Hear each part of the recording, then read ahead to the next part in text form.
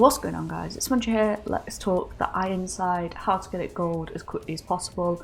As always, there'll be chapters in the description below. I know some of you will be looking for specific camo challenges, which is fine. I do, however, recommend watching the initial introduction for the class setup and the game modes I recommend, because the game modes you may be playing might not be applicable to the tips I give kind of later on for each camo challenge. So let's just jump into it real quick and keep it flowing. The Ironside is a decent little shotgun. You know, there's nothing wrong with it per se. The biggest issue I ran into personally was the kind of reload speed between each round. And we'll get to that a bit later, and why I don't really prioritise any form of firepower for it, because the firepower is already pretty good. But I did put on the duckbill choke purely because I play hardcore for all of these challenges, and so I don't need it to be, you know, particularly a tight ADS spread.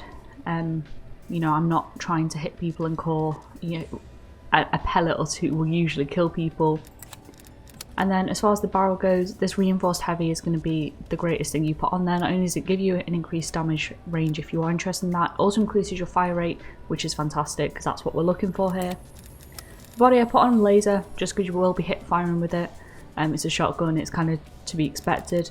You could put on one of the laser lasers. You are going to sacrifice a bit of ADS time, but a sprint to fire time, which you really don't want to be doing because the sprint to fire time is not fantastic on this gun.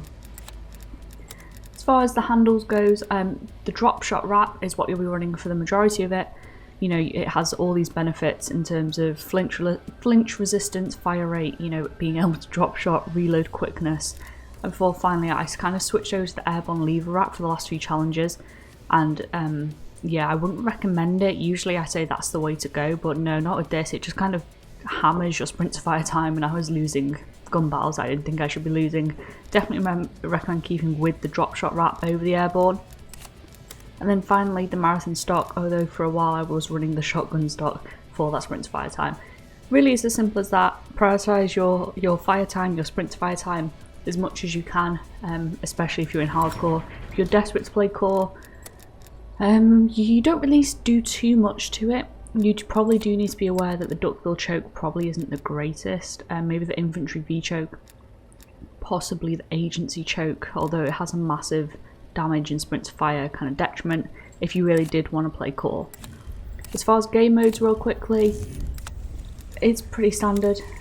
Face off 6v6 going to be your best bet for the large majority. The only time I wasn't in that was in mute jack when I was trying to get detected kills, just so I could run UAVs and harps and so on, just to make things a little bit easier. But without further ado, let's swing on over to the camo challenges themselves. So first up, of course, we've got 200 eliminations with the Ironhide. It's pretty simple. You'll get these kills as you go along. I say this every time. If you can't do this, I probably can't help you. And then we have 50 headshots with the Ironhide. Can be a bit tricky. It's not kind of the most natural place to hit with a shotgun is the head. The usual kind of rules apply. If there's an AFK player, make sure you're shooting them in the head.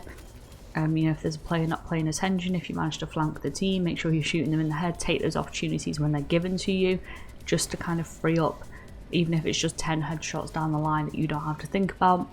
Other than that, aiming well above their head, or not well above, but you know, a few inches above their head usually means that one of the lower down pellets will hit them. When you're doing your point blanks, you might find you pick up more. For some reason, people like to come through doors crouched, so if you're kind of waiting on the other side of a door trying to get a point blank kill, you'll often hit them in the head, which is nice. Bit of a tricky one, just make sure you take those opportunities when they do arrive.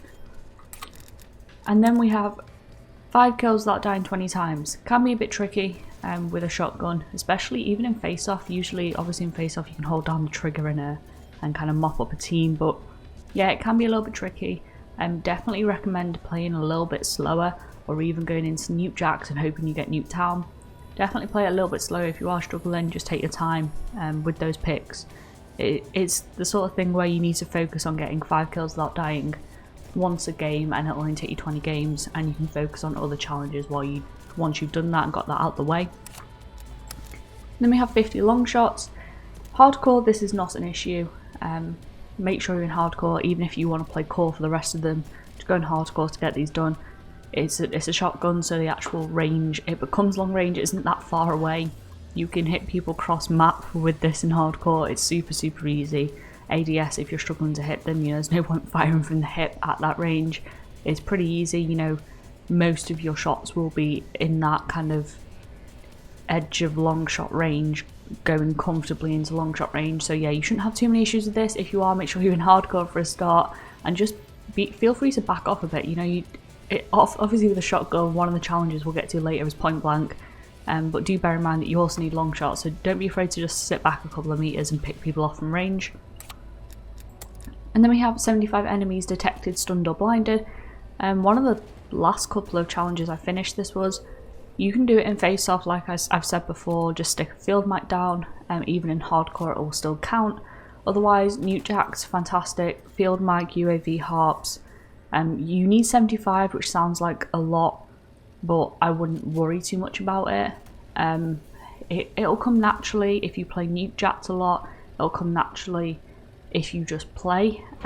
You will need to focus on it towards the end, I found, but at that point you really can just kind of post up and play for those field mic kills and those UAV kills, and when you do get a UAV, just go absolutely ham at the enemy team. It usually helps. And then we have 75 enemies at point blank range. I hate this challenge. I really don't like point blank kills. I'm not a huge fan of playing with shotguns, so it's not the most natural thing in the world to me, I guess. Yeah, it's a bit of a weird one in that point blank kills seem to vary from, you can be like 2 foot away from them to you need to have the barrel like in their mouth. And the best advice I can give is lie down just to the side of a doorway, and anyone that walks through that doorway you're going to shoot and get a point blank if you're really struggling. You know, you've just got to play a bit ratty at times just to kind of grind these ones out, especially if you're getting some proper sweaty face-off lobbies. Don't be afraid to go into Nute Jacks or face-off if there's a map with lots of doors. Lie by the edge of a door and you'll pick up a few easy kills here and there. And then finally, 2 or more enemies rapidly 25 times. This is where the fire rate boost comes in wonders. It's not too bad, especially in face-off, but aside from that, you have essentially until all the little like kill badges at the top of your screen go away from the first kill to get your second kill. Face-off's great for this. Nute Jacks will work as well if you're desperate, but face-off I kind of rattled through these without really noticing. It's pretty simple. People like to hold hands quite a lot in that game mode, so you shouldn't have too many issues with this. Just make sure your fire rate is prioritised with that build. And that is where we're going to leave it today. As always, if you did enjoy the video, give it a like, subscribe if you want to find your way back. Hope you all have a good day, and I'll see you next time. Bye.